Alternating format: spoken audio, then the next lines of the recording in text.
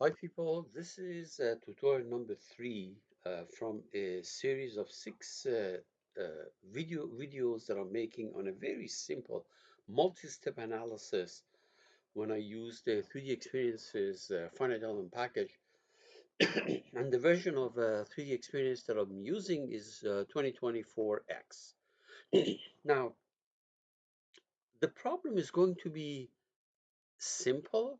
I want to make it manageable, so I take an axially loaded member like that, and it's the same problem that appeared in tutorials one and two. And the left end is not quite clamped, but I think about it as clamped for now, and the right side is actually subjected to an axial load somehow. Now, I don't want this thing to be clamped because there will be stress concentration, local stress concentration at the boundary here. So to avoid that, I actually make it a boundary condition like this. So this point is prevented from moving in any direction. This point is preventing in going up and down, and the entire face is on a roller or a slider. And therefore you can stretch this thing without violating uh, the stability of it. Okay, I could have clamped this. Now the right side is subjected to either a force or pressure or a displacement. Now we are assuming that is 10 inches long, 1 by 1 cross section made out of steel, and these two numbers are important because if I apply a pressure of 3000 psi to this end, it will actually stretch by 0.001 inch. So this is how we measure whether things are right or not. And where does this come from? Remember, an axially loaded member like that is like a fancy spring. It's just like a spring with stiffness K, so F over K. From strength of material, we know what that K is. That stiffness is AE over L. And if you plug in here, you get that. And notice that the force is pressure times the cross-section area there, and the A's cancel, and you get this. And now if P is 3000, L is 10 inches, and E is right here, 30 million psi, you're going to get 0.001. So when I apply 3000 psi at that end, it stretches by that much. Or if I stretch it by that much, the force needed is actually this pressure times the area, which is 1 incidentally. So that's 3000 pounds. So that's why I'm doing this problem. And we're using this thing as whether we're doing it right or not. Now, let me tell you what we're doing in this tutorial. The way we achieve this problem, we're going to do it in 2 steps. In step 1, we apply a translation of 0.001 to that right face, puts the structure in tension. And in step 2, what I will do is this translation is automatically transferred, propagated, because of the way 3D Experience slash Abacus work, because Abacus is the solver within the 3D Experiences uh, default structure of problem, structure analysis. Now, anyway, this is automatically propagated. Now, what I'm going to do is, you may be tempted to say, okay, why don't I translate it back by 0.001? In other words, minus 0.001. That doesn't work. It's going to give you the wrong answer. But this translation of 0.001 is automatically propagated to step 2. That's the way 3D Experience slash Abacus works. Now,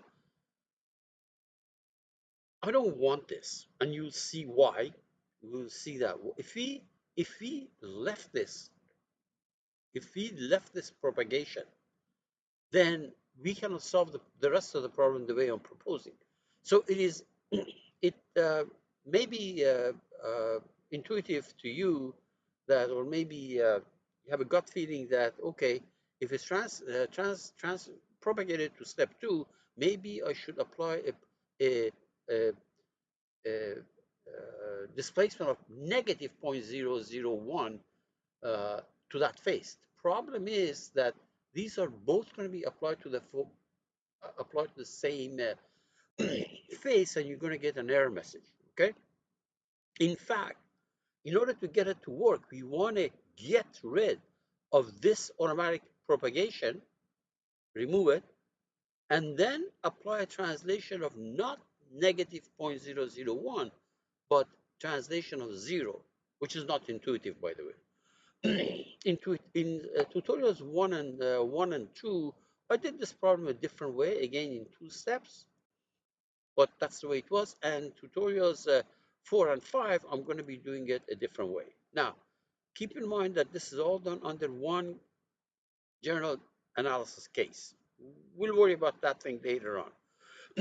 But also, in the other tutorials, I showed you how can we screw this up. So what I'm going to do is I'm going to leave this propagation in here and try 0. Okay, I'm going to get an error message, and even the thing that you would have thought it should be working, negative 0.001 inch, you're going to get an error message. The main reason is that we are putting the same condition on the same face, and 3D experience says we can't do that. Okay, so what I'm going to do is I will leave that propagated this translation on, but we'll see that we get an error message.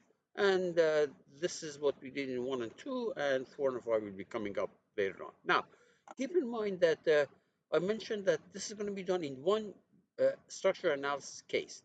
Tutorials 4 and 5 is when tutorial 6 is when I do the same problem but using 2 cases, okay?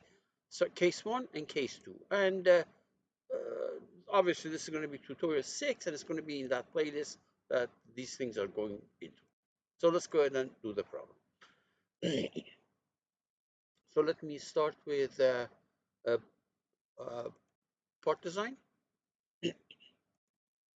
On that vertical plane, I will sketch. Let me make a square of size 1 by 1. So this is going to be 1 inch. And do another one here.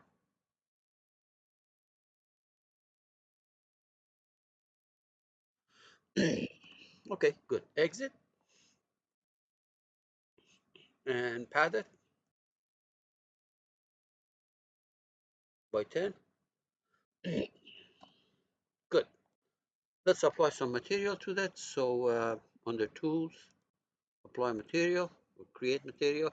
I'll call it tutorial 3.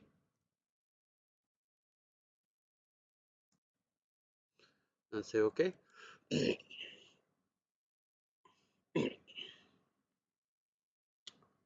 That's right there, tutorial 3. I'll apply it to this. Let me close these things. And we're going to put in our numbers in there. So let's go to this branch. Structures, abacus multiphysics, mechanical, elasticity, elastic, 30 million psi for Young's modulus, 1, 2, 3, 4, 5, 6, Poisson ratio 0.3. I could have used 0 here too, but let's just leave it as 0.3. Okay, that takes care of this. Now we're going to go to structural model creation. It's an empty FEM. I'm going to do a sweep mesh.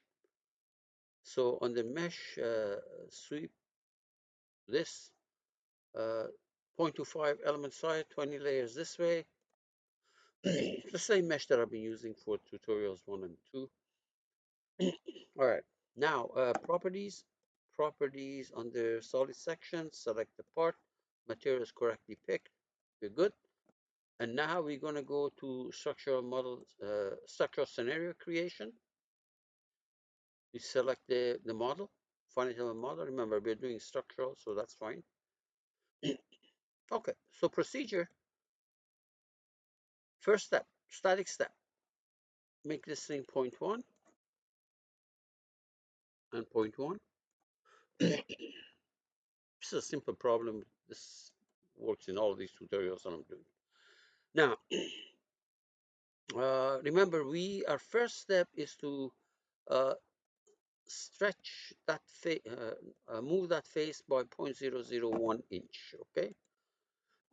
So under boundary conditions, oh, first of all, let's do the boundary condition. Let's apply that condition at the end, which is the same thing that I've done in tutorials 1 and 2. So under boundary conditions, uh, this is this point is going to be pinned basically. Let me zoom in.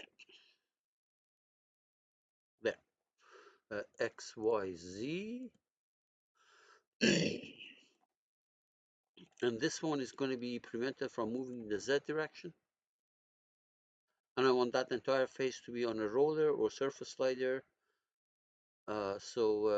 Surface slider, essentially, it means that it doesn't move in direction Y. That's what it is. That's really what it does. It's a fast way of doing that. It's also called the 1-2-3 rule. This kind of a thing. Now, we want to pull this thing to the right by 0.001. So same place, apply translation to this face in the direction Y, 0.001, and then we say, okay. Now, if I run this thing, you'll see that at the end of the step, the stress will be 3000 psi. We know that because I put down 0.001 inch. Good. And I can do that. I can run it now, but I'd rather add the second step and then run it at the same time. So go to procedure again. Another static step. This is static step 2. Same numbers, 0.1 and 0.1. Okay. Now, uh, this end is of course the same. Now, notice that here, by the way, when you say right click, feature manager, that translation that I applied in step 1 is propagated to step 2. You can see that. And as I said, I don't want that, because if I had this thing here, and then I in step 2 try to push that thing to 0 or negative 0.001, that you might think it should be like that, it's going to come back and say, hey, you can't have both of them. You cannot have, on the one hand, propagated like that, and on the same face, say something else. So what I'm going to do is I'm going to delete this. By the way, before I get there, notice that another way of checking this is, here's step 1, here's the translation, here's step 2, automatically translated.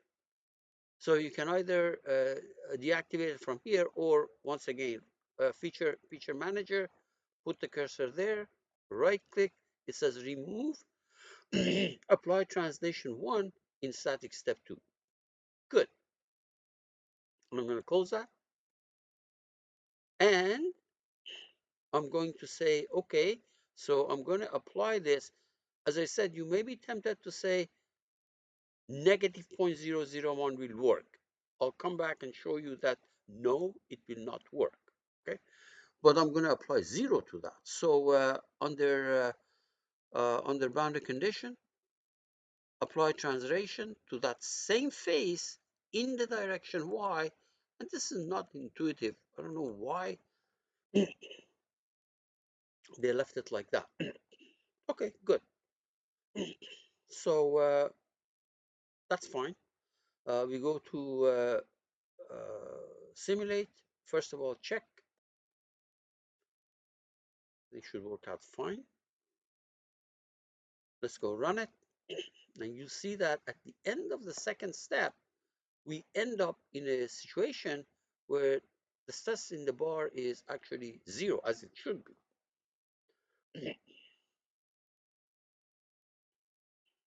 And then I'll show you what can go wrong if you left that thing there. You left the propagated translation there. But I will also change my number from translation of 0 to translation of negative 0.001, which might make more sense to us initially, but it's not going to put you in a state that we expect the answer to be. Okay, let's wait. Step one, step two, extracting results. So the only way I can assess the validity of what I've done is look at the end of step two. I better have zero stress.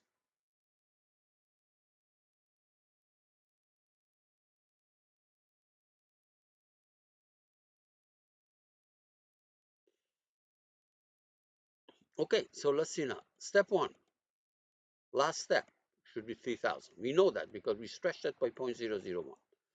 Step two, end of it.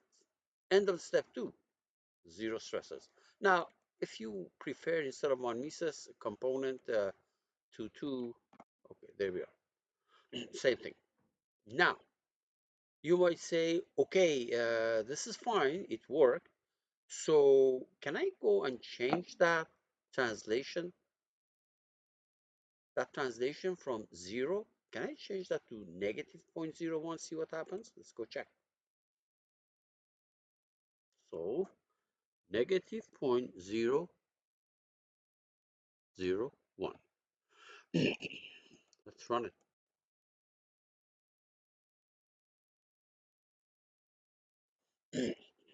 And see what happens.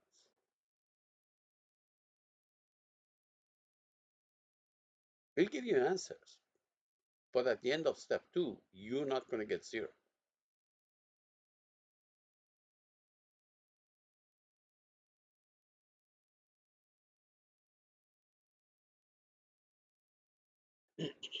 Almost done.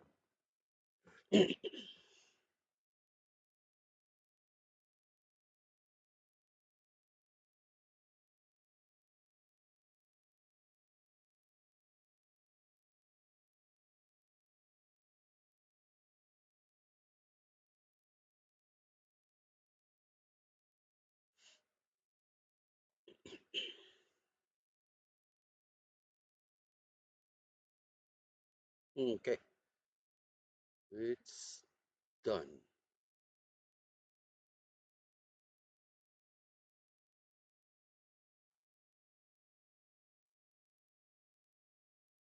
Okay, good. So step one, end of step one, no problem, 3,000 psi. Step two, beginning should be 3,000. Sure, it is.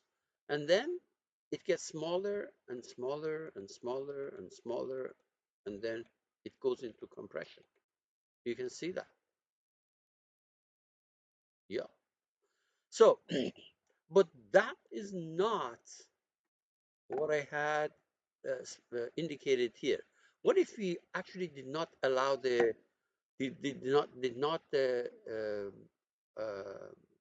or allowed that propagation? So let's go back here. First of all, we're going to go and change this thing back to 0, which worked fine. We know that. But then you go to right click, feature manager.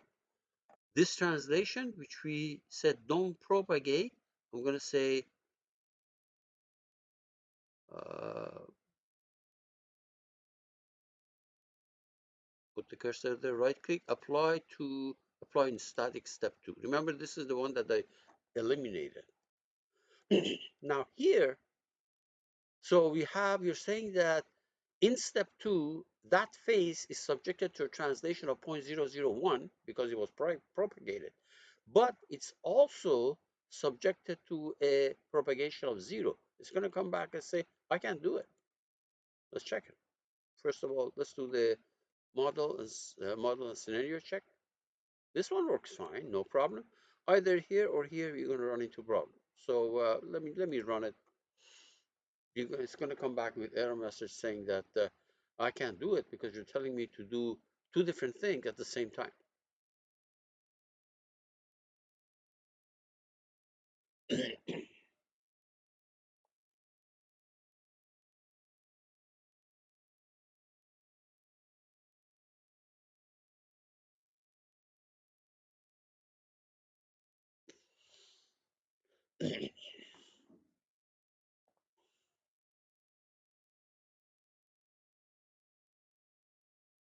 Oh, I forgot to say okay. You're going to see that it's going to run into problem error messages.